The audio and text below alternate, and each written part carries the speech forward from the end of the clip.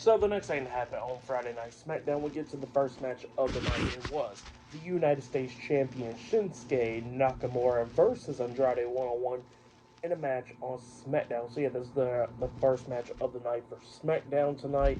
Now they did talk about their history and all that. The commentary did with Michael Cole and Corey Graves, where they was talking about how Andrade and Shinsuke got some history and all that when they was in New Japan Pro Wrestling, going at it for the IWGP World Heavyweight Championship and all that. So yeah, that was pretty cool that they brought up their past right there. Forgot to mention that Lillian Garcia is now the ring announcer for SmackDown. So yeah, that's what's going on there. But yeah, we'll get to this match. And this match, it was a really good one. Both of these guys beating the hell out of each other, coming up a lot of times near falls. Andrade came really close a couple of times. At one point, Shinsuke was he exposed the turnbuckle. When he turned around, he got drop kicked into the turnbuckle, like hitting his back on the exposed turnbuckle. He drops down, and then that's when Andrade hits the double knees to the face and meteor to the face onto Nakamura. He pins him 1, 2. Nakamura barely kicks out 2.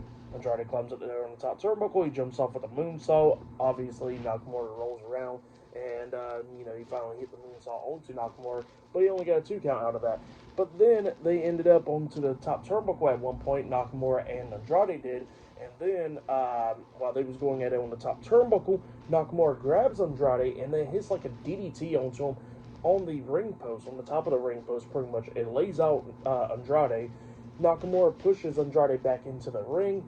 He gets into the ring as well, and then he hits the Kinshasa to the back of the head onto Andrade, and then he pinned him for the 1, 2, 3. So yeah, Shinsuke Nakamura defeated Andrade tonight in a one-on-one match. That's why I'm there.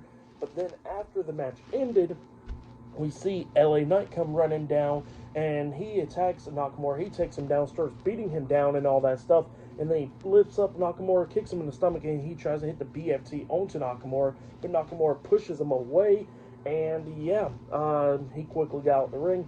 LA Knight grabs the mic, and he starts talking about how he's going to pretty much get his hands on Nakamura. So yeah, that's what he was talking about there, pretty much.